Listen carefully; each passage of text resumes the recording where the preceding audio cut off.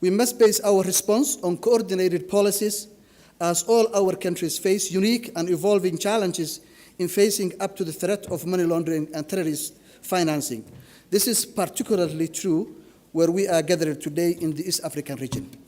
Efforts to prevent and prosecute money laundering involving authorities and private actors at all levels are therefore extremely important to deter and fight organized crime. Illicit flows come in many types, but in general there are two main effects.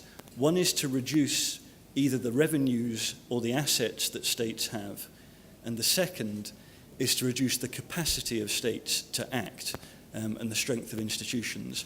And that's broadly true, whether we're talking about laundering of the proceeds of crime, about corruption and the theft of state assets, or as we think the larger part of the problem, at least in financial terms, is we're talking about the evasion of taxes by individuals, by companies, and about the use of anonymous companies to abuse market regulations.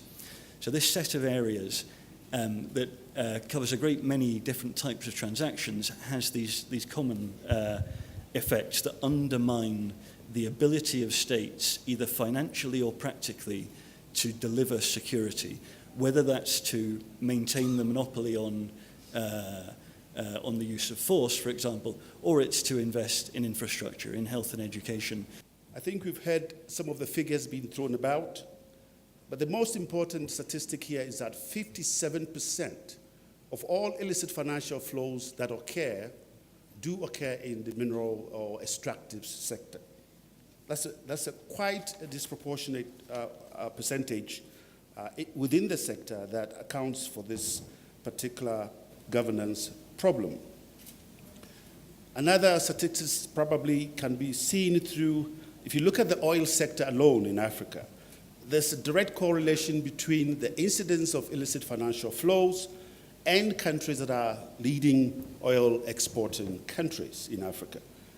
And in fact, for each dollar of exports in oil, there is at least 26 cents out of that dollar that leave the shores of Africa through illicit financial outflows. One of the reasons being assigned for this sector being prone to illicit financial flows is the issue of political discretion over this seemingly secretive and enclave sector. As you recall, over the years, African states control this sector, and there's very little openness within the sector to the general public. The center of most of the things that we are talking about here in Africa today is about leadership. Leadership matters. Leadership is everything. In countries that are trying to be nations, in countries that are trying to overcome challenges and difficulties, we often rely so much on leadership. They determine things. You may have the laws, you may have everything, but take it from me, I'm telling you, a lot of it depends on those who are leading us. At times, even if you have the institutions and structures, if you are unfortunate to have a bad leader, then there is that possibility it will be destroyed. You need the money for you to do the basic things. And if the money goes out, it is going to be useful to others where the money is going. That is the tragedy of illicit flow of money. It is fast before anything. But the nature of peace that is established in a country is very closely related to the nature of the finance that is made available for that peace. Now, there's a lot of research on the role of conflict over minerals, over natural resources, and how it fuels war.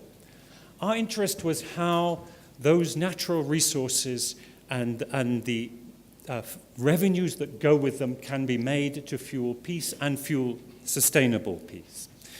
And one of the concerns that emerged in our discussion was that the form of peacemaking that was being adopted and developed internationally and in the region of the Horn of Africa was what you might call a rental peace, a peace based on rent incomes.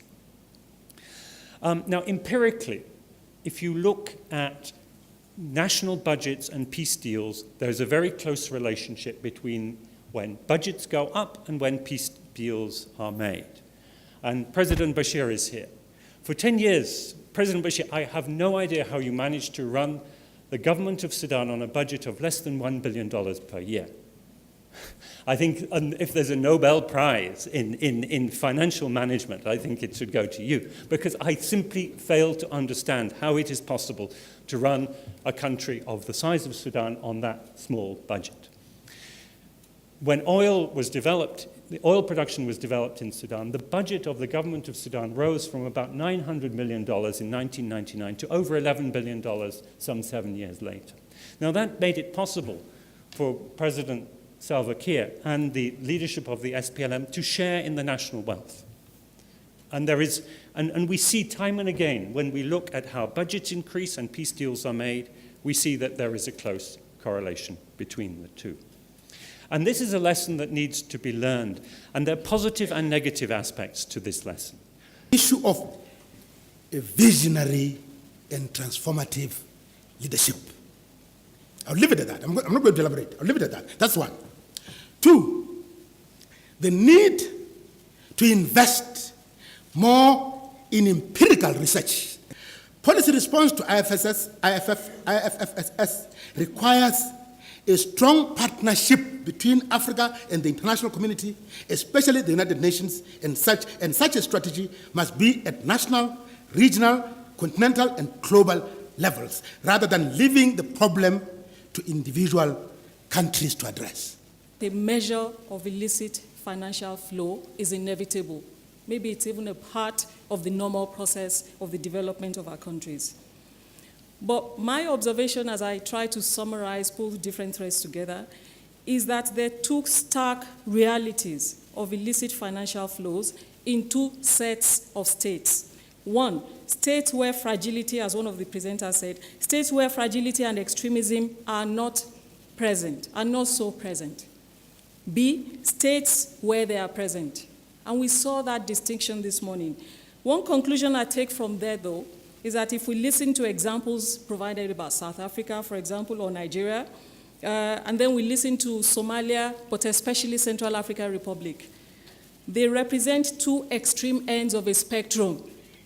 So let's look at this spectrum and see that we're dealing with a lot of African countries that are in between them. But those examples relate to strategic decisions and technical solutions, and they're taking us some way. Transparency through legislation, law enforcement, and this whole notion of extended confiscation, which came out in the first panel. Three, ensuring corporate transparency through a whole combination of domestic and international processes and collaborations. Grâce à la communauté internationale et surtout grâce à la sous-région Afrique centrale, à l'Union africaine, et maintenant demain aux Nations unies, nous espérons pouvoir remettre en place la sécurité dans ce pays et organiser des élections libres et transparentes. Mais ce qui est difficile à rattraper, c'est tous ces millions de jeunes qui n'ont pas d'emploi, 1 million de populations qui vivent en dehors de chez eux, la moitié des 4,5 millions de Centrafricains qui dépendent de l'aide humanitaire pour survivre, l'économie qui est complètement détruite, et surtout, aujourd'hui, un élément nouveau, c'est que des communautés qui ont toujours vécu ensemble, c'est-à-dire les communautés musulmanes et les autres, aujourd'hui vont se regarder en chien de faïence et la réconciliation sera un processus long et difficile.